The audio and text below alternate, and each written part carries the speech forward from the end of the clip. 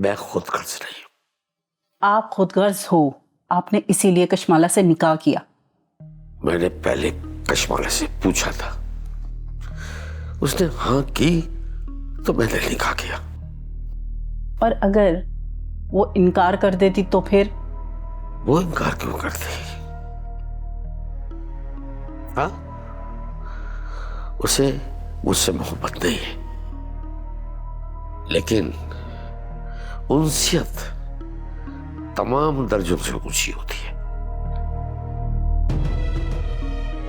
मुझे अंदाजा है वो मुझसे मोहब्बत नहीं करती, लेकिन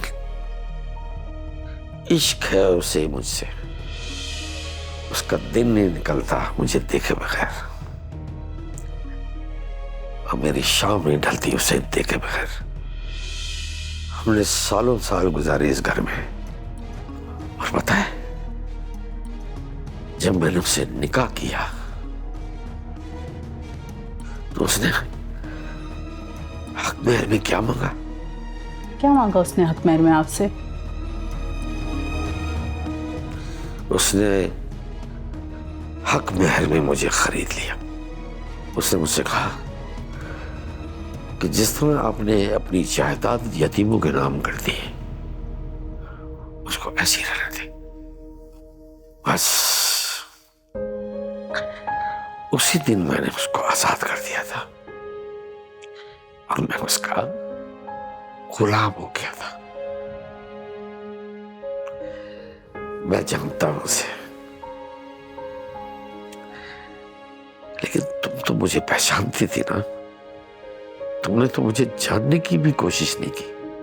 एक बात बताऊं, कशमाला मुझे इतना जानती है कि जो बात मैं सोचता वो पहले पूरा कर देती है।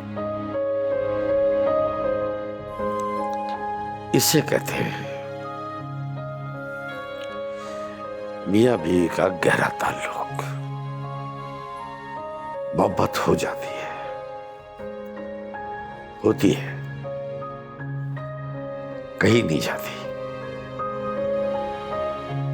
मोहब्बत हमारे घेरे में अपना होने का एहसास दिलाती है।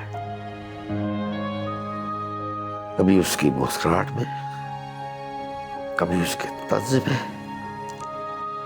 और कभी उसके चहक में, और कभी उसकी अदा में अपना लेती है। मैं मानती हूँ कि मुझे चहकना नहीं आता और उसकी तरह अदाएं करनी नहीं आती।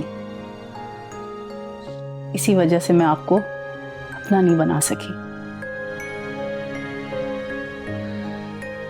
आपसे मुझे इस वक्त कोई बात नहीं करनी। यहां से आप चले जाओ।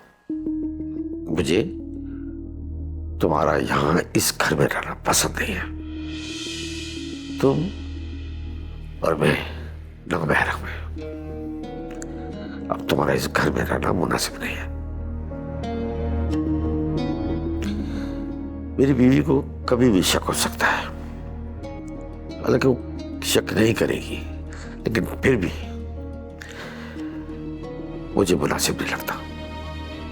मैं नहीं चाहता कि किसी मेरी बात से या तुम्हारी बात से कशमाला का दिल खट्टा हो। इससे बेहतर है तुम यहां से चली जाओ। अमजद, आप मुझे कभी समझे ही नहीं, ना पहले कभी समझे और ना ही अब समझेंगे।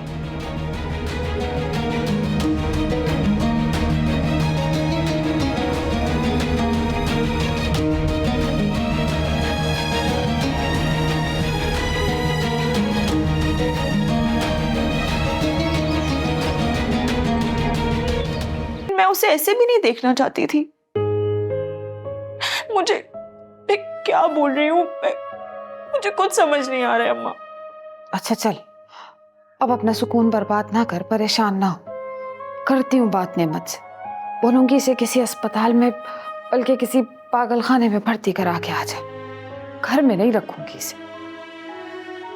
अम्मा हाँ, उसे ना हमारे घर में नहीं रखना चाहिए। मुझे नहीं पता, क्या पता वो हम लोगों के सामने ड्रामा कर रहा हो, नाटक कर रहा हो। उस पर एतबार नहीं किया जा सकता। हाँ ठीक कहती है तू कशु, भला इसका एतबार क्यों करे? गुंडा, मवाली, मुस्टंडा, पता नहीं कौन है। अम्मा मैं बता भी नहीं सकती, इसने मेरी जिंदगी अजाब बना दी थी। मैं जहाँ जाती थी मेरा रास्ता रोकता था, इसने मुझे अगवा तक कर लिया था। तुझे पता है कामी कैसा भाई था मेरा? जमीन पे पांव रखती थी ना तो रखने नहीं देता था। कहता था आप मेरी भाभी नहीं माँ हो, और माँ के पैरों तले जन्नत होती है। मेरा भाई बहुत अच्छा था कशु, उसने छीन लिया मुझसे मेरा काम। ठीक कह रही हो अम्मा, ऐसे इंसान ना सदियों में पैदा होते हैं। जिस दिन अमजद ने मेरा नाम लिया था ना कामी भाई के सामने, कशमाला, जब कामी भाई ने मुझे कशु कहा तो मेरा दिल जोर से धड़का और मुझे हुआ कि मैं उनके कंधों को झंझोड़ कर पूछूं कि आपको मेरा नाम कैसे पता? आप मुझे जानते हैं? आप मुझे जानते हैं कि मैं कशमाला नहीं कशु हूं? तो प्लीज मुझे मेरे माँ बाबा से मिलवा दे, मुझे मेरी अम्मा के पास ले जाए, मुझे मेरे बाबा के पास ले जाए। लेकिन जब तक मैं उनसे ये पूछती वो दरवाजे से बाहर चले गए। अम्मा हम बैठे ही थे कि इतने में गोली की आवाज आई। हम बाहर गए तो पता चला कि नादिर ने उन्हें गोली मार दी। और फिर अम्मा इन लोगों ने मुझे इतना उलझा दिया था, वसीम और चांद के चक्कर में मेरा ध्यान इस तरफ गया ही नहीं। देख कशु, अल्लाह ने ना हर चीज का वक्त मुकर्रर रखा, जो जब होना है उसी वक्त पे होगा। सोच जरा, अगर तू हमसे पहले मिलने की कोशिश या जिद करती तो तेरे ससुराल वाले या तेरे शौहर को शक होता ना कि तू कामी के दोस्त से क्यों मिलना चाहती है भला। हाँ अम्मा सही बात है। अच्छा अम्मा अब मैं घर जाऊं क्योंकि अमजद वहां पे अकेले हैं। मैं फराह के पास उनको छोड़कर तो आई हूँ, लेकिन मुझे बात पता है कि वो फराह के हाथ से ना कुछ खाएंगे ना पिएंगे। अच्छा चल तू जा, जो भी होगा ना मैं तुझे फोन पे बता दूंगी। चाहती हूँ। और अच्छा अम्मा, अमजद का जो फोन है ना वो मेरे पास है, आपका जब दिल करे मुझे फोन कर लेना। जा, अपना ख्याल रखना, इंतजार करिए गाड़ी बाहर।